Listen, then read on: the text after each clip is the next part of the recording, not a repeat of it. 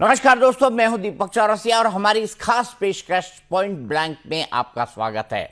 आपको पता है, हर हफ्ते एक नई शख्सियत से हम आपको मिलवाते हैं इस कार्यक्रम के अंदर। और इस हफ्ते का सबसे बड़ा मुद्दा है धार में जो भोजशाला है उस पर आया हुआ इंदौर हाईकोर्ट का फैसला।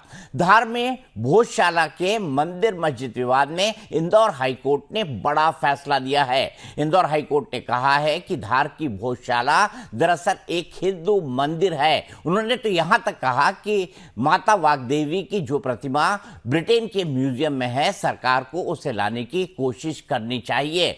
हाईकोर्ट के इस फैसले के बाद वहां पर पूजा अर्चना शुरू हो गई है। हिंदू समाज कई दशकों से इसकी मांग कर रहा था और 1954 से इसको लेकर लगातार आंदोलन चल रहा था।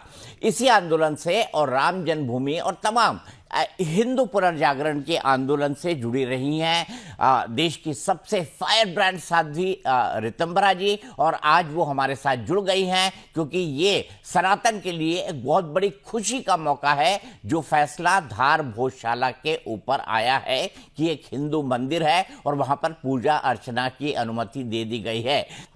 ऋतंबरा जी, जब आपने ये फैसला सुना आपको कैसा लगा और मन अभिभूत हुआ, मन प्रसन्न हुआ? क्योंकि आपको पता है 11वीं सदी से ये मामला चला आ रहा था और 13वीं सदी में अलाउद्दीन खिलजी ने इसे तोड़ा था, राजा भोज ने इसे बनवाया था और ये संस्कृत की दुनिया की सबसे बड़ी पाठशाला थी। कुछ प्रसन्नताएं ऐसी होती हैं जिसके लिए शब्द छोटे पड़ जाते हैं। दीपक जी, आप सोचिए उस समय 1200 हमारे अध्ययन करने वाले विद्यार्थियों को उनकी हत्या करके उनको यज्ञ कुंड में फेंक दिया गया था। उस स्थान पर जहां 1400 विद्वानों के द्वारा विश्व भर के विद्यार्थियों को ज्ञान विज्ञान की शिक्षा दी जा रही थी। वो तो शिक्षा स्थली कालिदास जी की भी है, वो बागभट्ट जी की भी है, वो माघ की भी है, भवभूति की भी है। अर्थ को सार्थकता को सिद्ध किया, उस स्थान पर इतना बड़ा अत्याचार हुआ और उसके बाद आज तक दुराग्रह करते रहे लोग। और एक ऐसे मौलाना, उसकी वो वहां पे मजार है, ये है वो है। आप सोचो दीपक जी, इस देश के अंदर मतलब स्वाभाविक रूप से दीवारें, वास्तु, वहां का जितनी भी व्यवस्था है वो सब चीख चीख के कह रही है कि हम क्या हैं। कई बार हमारा परिचय किसी दूसरे को देना पड़ता है, लेकिन कभी ऐसा भी होता है हमारा परिचय हम ही होते हैं। तो स्थान है, भूमि है और एक लंबा इतिहास है। वो चीख चीख के कह रहा है कि मेरा सत्य ये है। लेकिन वो बात तो जानते हो ना कि सूर्य का प्रकाश उल्लुओं को दिखाई नहीं देता, उनकी सामर्थ्य नहीं है वो सूर्य की आंखों में आंखें मिला के देख सके। और इसका ये दुष्परिणाम कि आप जो है, पहले मंगलवार को हमें पूजा का अधिकार था, हर शुक्रवार को मुस्लिम समाज वहां नमाज कर सकता है। बाद में इस पर रोक लगा दी गई, लेकिन वहां नमाज हर हफ्ते चलती रही। तो आप ये देखो, ये आप इसे तुष्टीकरण कहोगे, इसे अकल के अंधे लोग कहोगे। सत्ता की राजनीति ने, वोट की राजनीति ने अकल से अंधा बनाया। वो जो नैन ज्योति अंध थी, हृदय की आंख बंद थी। अगर हृदय की भी बंद हो जाए, आंखें भी फूट जाएं, प्रज्ञा भी ना हो, तो फिर यही तो परिणाम आएगा। ये दुष्परिणाम भोगा हमने। और आप सोचो कि उस स्थान पर जहां ज्ञान विज्ञान, आप सोचिए कि करीब 54 सिद्धियां भोज महाराज को प्राप्त हुई थी।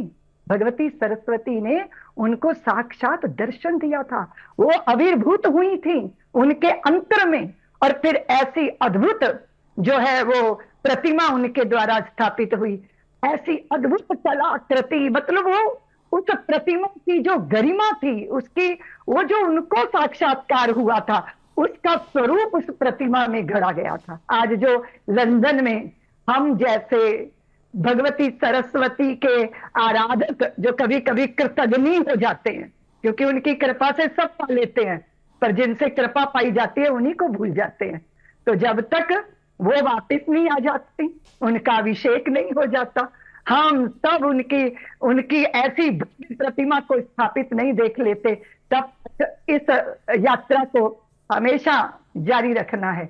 और मैं सोचती हूँ सत्य पराजित नहीं होता, सत्य स्वयं प्रमाणित होता है।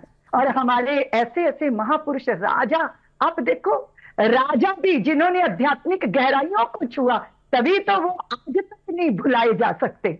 आज भी राजा भोज जो है वो सबके हृदयों पर राज कर रहे हैं। और फिर मैं तो ये जीत मानूंगी हमारे दीपक भैया, कि ये हमारे निरंतर अपने श्रद्धा के स्थलों पर जो हमारा दावा होता है ना, बार बार प्रणाम करेंगे, बार बार पुष्प चढ़ाएंगे, प्रतिमा नहीं होगी तो भी उस स्थान को, जिस स्थान में कभी प्रतिमा स्थापित थी, वो हमारे लिए पूजनीय है, वो हमारे लिए वंदनीय है। जहां से विद्वान तैयार हुए, ऐसी अद्भुत भोजशाला, जीवंत संस्कृति, ऐसा जीवंत प्रवाह, भगवती साक्षात आपने भी पूरे भारत को, पूरे विश्व को सनातन का बोध कराया। किसकी कृपा से? भगवती सरस्वती की कृपा से। बिल्कुल, वो वाणी बिल्कुल। देती है, वाग देवी प्रज्ञा में आके विराजमान होती है, तभी सत्य कहा जा सकता है, तभी सत्य के पक्ष में डटा जा सकता है। आपको पता है महाराज शिवाजी की कुछ चिन्हों को जो है ब्रिटिश सरकार ने हमें वापस भी किया है और अब उसे बड़े सम्मान के साथ रखा गया है। आप प्रधानमंत्री जी को लिखेंगे कि माता की प्रतिमा लाने के लिए इंग्लैंड को लिखें, यूके से बात करें, क्योंकि भारत तो दोस्ती है ना आज की तारीख में उनका, भले से एक जमाने में उन्होंने हम पर राज किया हो। बिल्कुल, हमने तो कल ही निवेदन कर दिया कि प्रतिमा लाइए वापस और हमें भव्य महोत्सव का अवसर दीजिए, क्योंकि बिना प्रतिमा के ऐसा ही मंदिर होता है, भवन होता है, जैसे बिना बाती का दिया, इसीलिए उसके बिना कैसे बात बनेगी।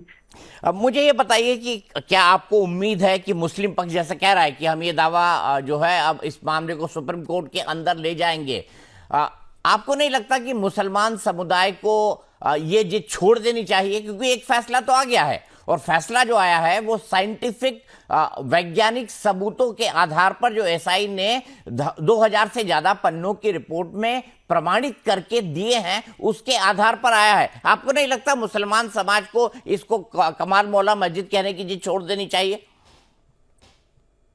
असल में मुसलमानों को पता नहीं क्यों अलाउद्दीन खिलजी से, दिलावर खान से अपने आप को जोड़ने के कितनी मूर्खतापूर्ण ये उनकी चेष्टा रहती है। और अनाधिकार चेष्टाएं कभी भी किसी समाज को श्रृंगारित नहीं करती, उनको अपमानित ही करती हैं। उदारता अगर उस समाज में होती तो आज ये बेमनस्य थोड़ी पैदा होता। हजारों हजारों हमारे स्थान हैं।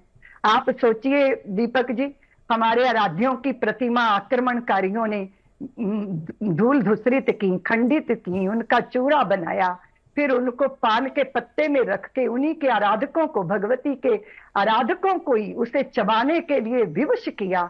इतनी यातनाएं, इतना अपमान झेल झेल के हम सब लोग, वो बात अलग है कि हम इतनी चोटें खा के बिखरे नहीं है और निखरे हैं, लेकिन उस समाज को ये दुराग्रह हमेशा त्यागना चाहिए था। अगर श्री राम जन्मभूमि का सत्य वो स्वीकार करते तो आज देश के अंदर कितना उनके प्रति हृदय में आदर होता।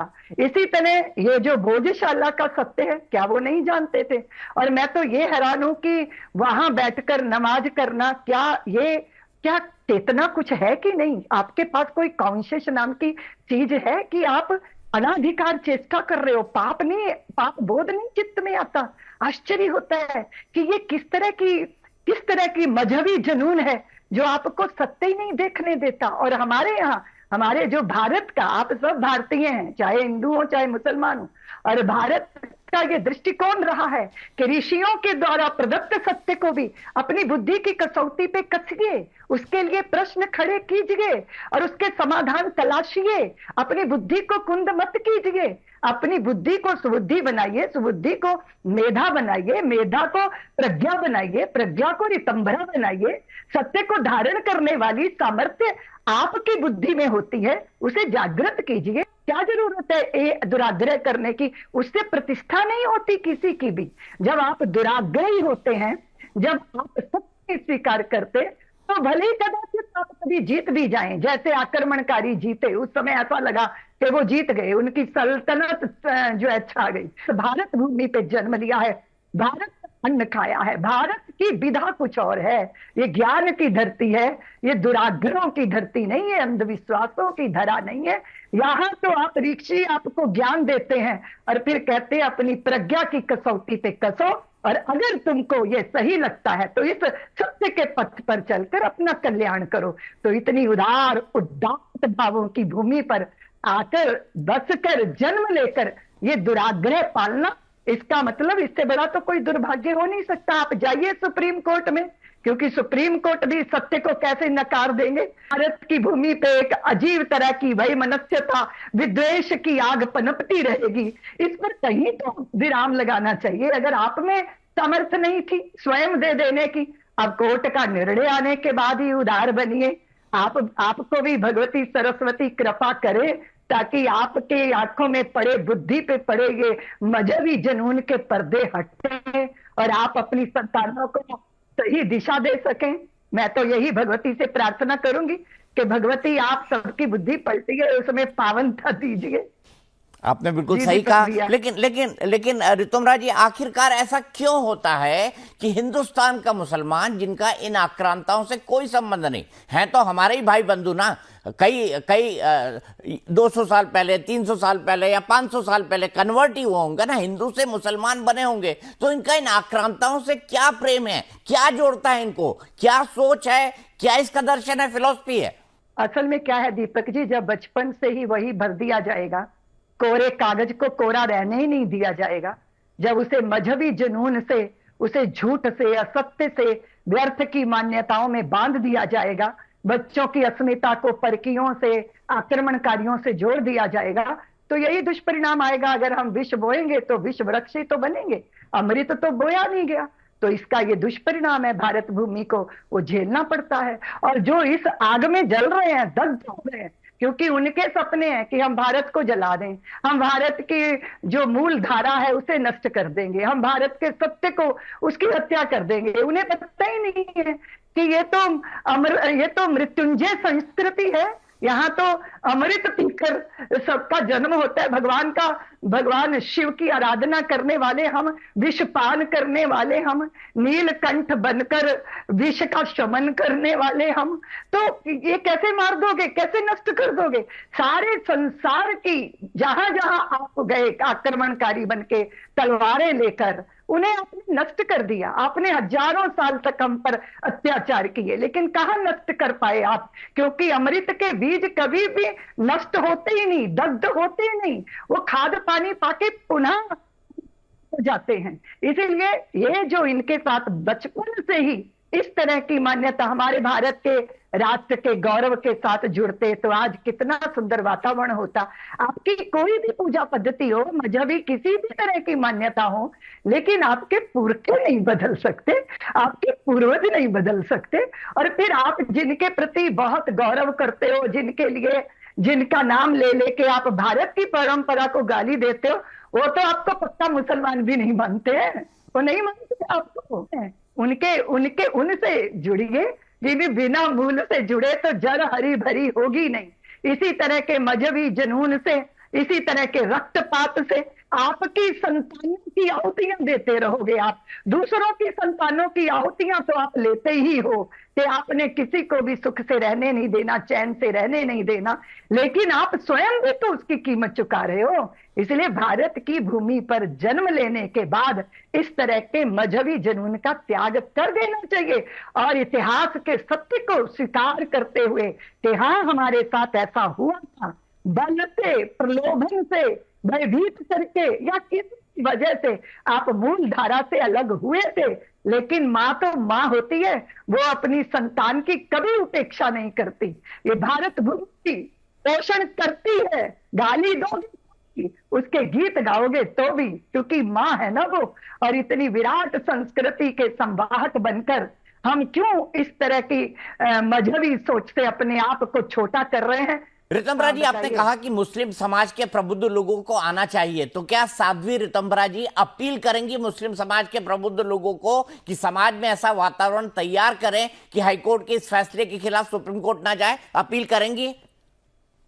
जी दीपक जी, मैं आपके माध्यम से सारी सज्जन शक्तियों को अपील करती हूँ कि सत्य को स्वीकार करें और समाज में सौमनस्यता, सौहार्द, और ये जो इतने लंबे काल के बाद प्राप्त हुआ है सनातनियों को अपना स्थान, उसकी प्रसन्नता में 1000 गुना और वृद्धि करे, ऐसा मैं आवाहन करती हूँ।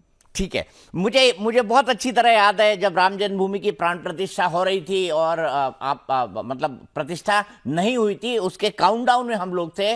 जब होने वाली थी मैंने आपका इंटरव्यू किया था, आपने कहा था कि मैंने कहा था मैं रामलला को कभी टेंट में देखने नहीं गया। आपने कहा आप भी बड़ी भावुक हो जाती थी, रोना आता था, आप भी रामलला को कभी टेंट में देखने नहीं गई। जिस दिन प्राण प्रतिष्ठा हो रही थी मैंने आपकी तस्वीरों को देखा था, आप भावुक थी, आपकी आंखों में आंसू थी। कैसा पल था वो इतने लंबे संघर्ष के बाद? दीपक जी, इतना लंबे संघर्ष के बाद, हमारे कार सेवकों के बलिदान के बाद इतनी लंबी यात्रा थी वो, तो निश्चित रूप से, स्वाभाविक रूप से मुझे ही क्या आनंद था, सबको आनंद था, सब झूम रहे थे। सारे विश्व के अंदर राम सत्ता हृदयों में विराजमान हो गई। और हमारे प्रसन्नता और आनंद का विषय ये है कि हमारे आस्था के साथ हमारे स्वाभिमानों की, खंडित स्वाभिमान की प्रतिष्ठा हुई उस दिन, इसलिए इतना आनंद था। और जब आनंद ज्यादा होना दीपक भैया, तो शब्द थोड़े पड़ जाते हैं, तो फिर आंसू साथ देते हैं। ये आंसू भी बड़े विचित्र है, ये जब भी मनुष्य की कोई विवशता होती है तो साथ आके खड़े हो जाते हैं।